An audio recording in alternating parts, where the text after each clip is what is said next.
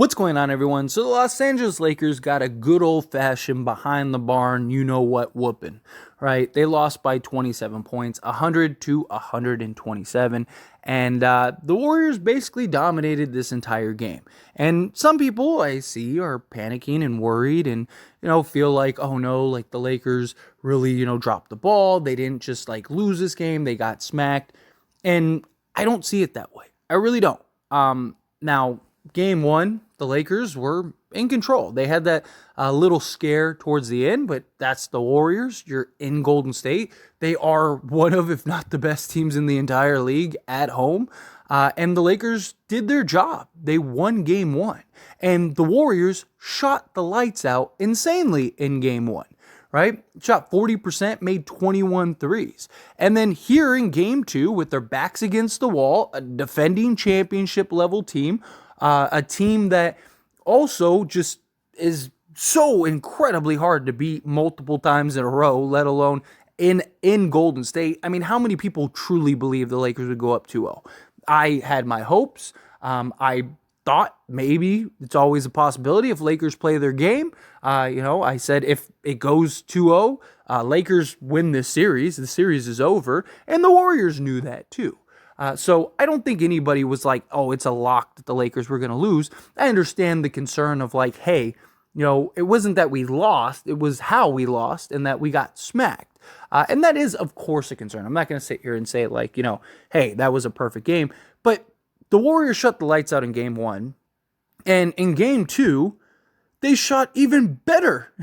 They shot 50% from three after shooting 40% from three and made another 21 threes. So they made 21 threes on 50%, where last game in game one, they shot 40% and made 21 threes and still lost the game.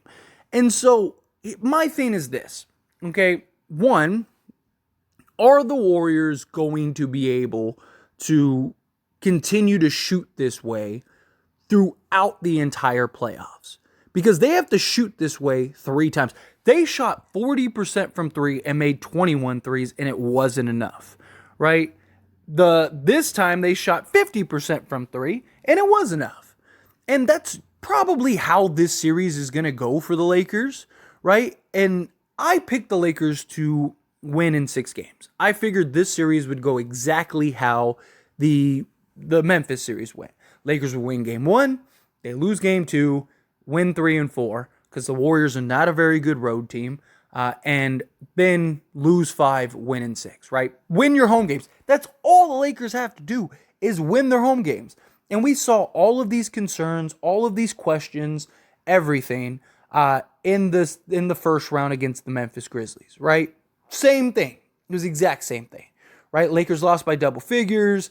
They were getting blown out at one point. They did fight to come back, but also Memphis is not the Golden State Warriors, and Memphis didn't shoot 50% from three and make 21 threes. That's the difference. But regardless, I still feel the same way that I felt. I still feel a calm game 3. I believe the Lakers will win game 3. Game 4 is going to be the real question mark. I think the Lakers go into game 3, and I think the Lakers very likely win by double figures. Then game 4, that's the game that's going to be like tooth and nail coming down to the wire, and whoever makes that play or two towards the end is the one that's going to win that game. That's game 4 is the one that I would be holding my breath for. Game 3, I think the Lakers win in a reasonable fashion, right? Anthony Davis had struggled.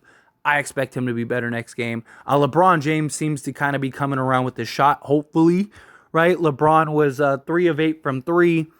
That's a decent start. A couple of those threes were just like, were silly shots. The one he started off hot, and then a couple of them were just like, hey, let me just try to get something going type thing.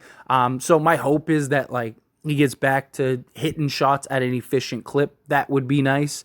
But I think a lot, like game 5 when the Warriors very likely win again, right? Because I think the Lakers go up 3-1, Warriors, desperation, game 5, just like we saw in Memphis. I think the Warriors are going to blow us out.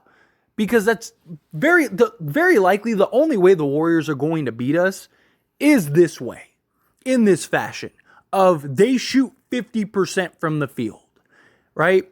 Like, that's what they're going to have to do. And I just don't think that they're going to be able to do it for 4 games. I believe the Lakers will make the adjustments. Golden State, I don't know how many more adjustments they can make, right? I mean, they ran that pick and roll with Steph Curry. That was very effective, right? Lakers, that's an easy adjustment. You stop trying to close and double on Steph. You just let Vanderbilt run through that and do his best. Or if it's not him, it's Dennis Schroeder, right? You just kind of keep it on it. If Steph hits some crazy threes, he hits some crazy threes, and you live with it, and you go back to locking down everybody. The defense in general was just very sloppy. This was not the defensive intensity we saw in game 1. The intensity, period, wasn't there. Nobody had a good game except for LeBron James and Rui Hachimura. Everyone else just basically laid an egg this game. And that's been a problem, a genuine problem with the Lakers, right? We've seen a lot of the Lakers just kind of taking games off and sitting on leads and stuff rather than just like going out and dominating for 48 minutes. And that is a concern because it's like, when is it going to catch up? Right? Like, that is definitely a major concern. And then Anthony Davis and his lack of consistency, right? He needs to be more consistent. LeBron and AD got some rest, right? They didn't have to play the whole 4th quarter. That's good. And, they're going to get a day and a half or whatever of rest before they got to play again. So, much needed rest. But LeBron James and Anthony Davis know how urgent game 3 is. I expect them to bounce back and have a real game. D'Lo was getting whatever he wanted. He just wasn't hitting the shots. I think D'Lo has found his groove and found his spots.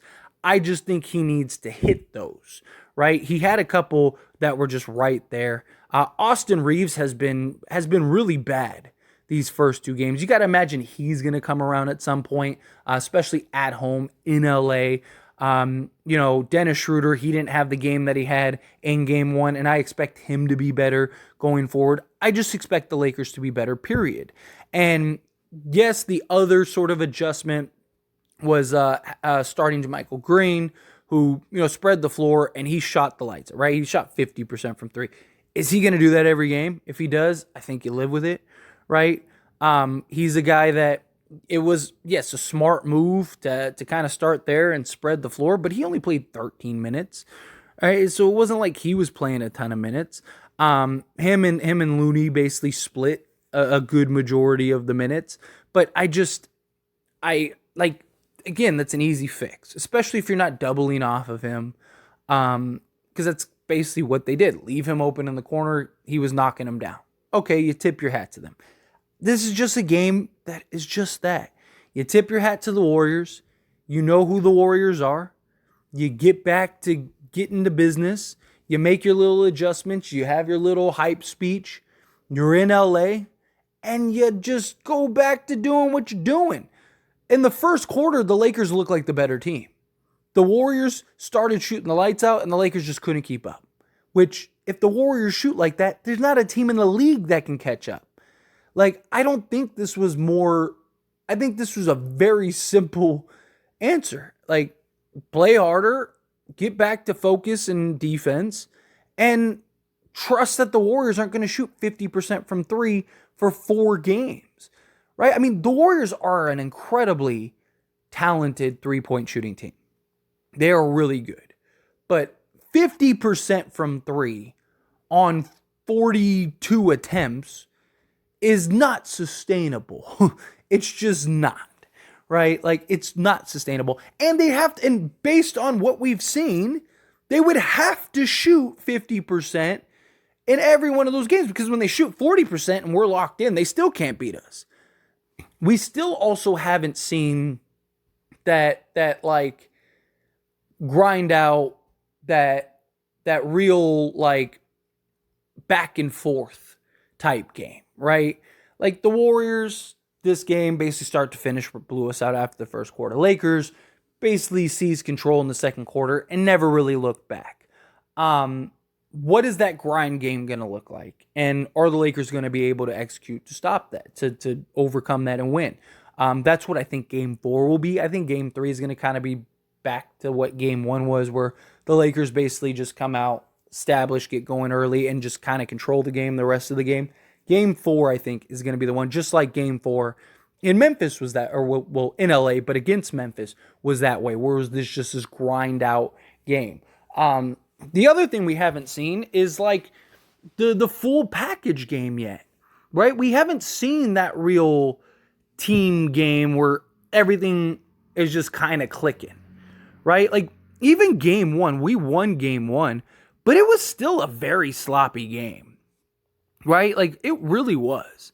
The Lakers, they shot 47% from the field overall, but it was all at the rim. They shot 24% from 3. You had Austin Reeves, who didn't show up again. Shouldn't say it like that. I'm not saying that he didn't show up, but he had his struggles. It basically boiled down to like Schroeder, D'Lo, and Davis, right? LeBron even struggled that game.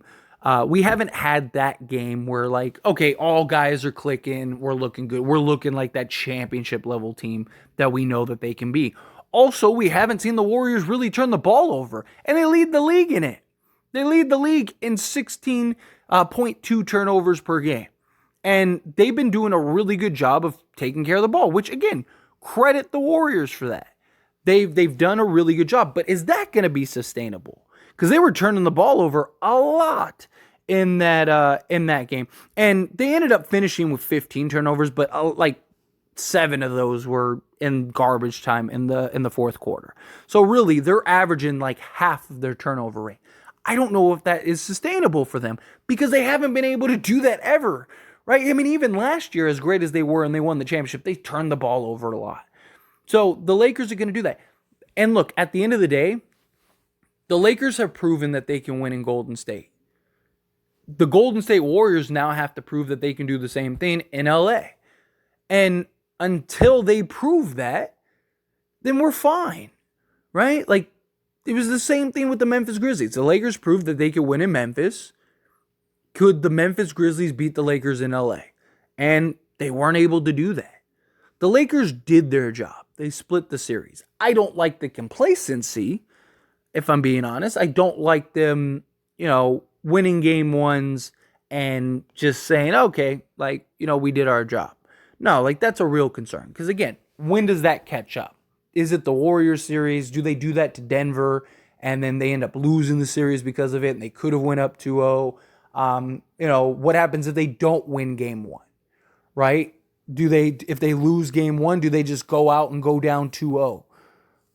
Those are all real questions. If they play, say, the Celtics in the NBA Finals, right? And is that the one that, sooner or later, your lack of effort, game in and game out, is going to catch up to you if you don't fix that and change that. And I'm hoping that sooner or later they will fix that and change that. I still believe the Lakers can win both games in LA and control this. And if that happens, the series is over, just like the Memphis series. It's just like, when do the Lakers win it? Do they win it in 5? Do they win it in 6? Do they win it in 7? I just don't see the Lakers blowing a 3-1 lead. But you got to figure it out. They've done a good job of containing Steph. Steph got his assists and everything like that in this game, but a lot of that was because we were over-containing. And then even Anthony Davis, his overextension on the defensive end on Steph wasn't really needed heavily. I just think everything we saw from the Lakers were very easy, simple fixes that they will fix in game 3. And I still don't believe that the Warriors can beat them 4 times. Before the Lakers can, at least. I just don't. I just think the Lakers have shown the ability to dominate. The Lakers won in a grindy type game where the Warriors shot the lights out. And the only time that the Lakers have lost so far, again, it's only been 2 games, but the only time that the Lakers have lost so far was in a game where the Warriors just shot a ridiculous, insane percentage. And I just don't think that that's sustainable. How do the Warriors beat the Lakers when they don't shoot 50% from three? That's a real question, right? Klay Thompson has been very inconsistent. The first two games, he's been arguably their best player, right? The Lakers have had no real answer for Klay. He's shooting shots that was prime Klay, and he's knocking them down. And credit Klay Thompson, credit him for that. But the Warriors have struggled to shoot on the road. Does those struggles continue? Because again, you got to remember, the Warriors beat Sacramento in the interior, not shooting the three ball when they were on the road. So if they can't do that against the Lakers, then I don't see them winning on the road because they're not a good three-point shooting team. And, and I've seen a lot of people compare, make this argument of like, the Warriors aren't the Grizzlies. But then they'll turn around and make the counter argument that, comparing the Lakers to the Kings. It's a silly argument. Yes, you are 100% correct. The Warriors are not the Memphis Grizzlies by any stretch. But the Lakers are not the Sacramento Kings by any stretch. You can't make an argument one way and then try to make the opposite argument the other way, because you're not making any sense. So I trust the Lakers. I believe it'll be fine. We saw the same thing, the same reaction, all the same questions, all of this stuff in the Memphis series. And the Lakers handled business. So far, like I said, there's a lot of question marks with the Warriors still. The Lakers, we know what they can do when they show up. We know what dominance can look like when this team shows up. Will they show up for 4 games? I believe they will. And I believe all 4 of those games that they show up, they win. Now, do they do it in the next 3 games? Right? Because they already showed up for 1. So do they show up like that for the next 3 games and close this out? I hope so. But we'll see. Time will tell. But there's still, in my opinion, there's still a lot more questions with the Warriors than there are the Lakers. And the media and the headlines and the narrative are going to be like, oh, see, this is why the Warriors are better and blah, blah, blah. And they're going to completely ignore that the Warriors shot 50% from 3. And a lot of those shots were very highly contested and were just good shots. And you tip your hat to the Warriors because that's the Warriors. Are they going to be able to sustain that? I don't think so. Just like game 1, you saw all of the narrative and all of the conversation, and nobody mentioned that they shot 40% from 3 and made 21 threes. Right now, that's the only way that they are staying in these games is shooting the lights out. What happens when they don't? What happens when they shoot, 37%, 38%, which is really good? That is still basically shooting the lights out.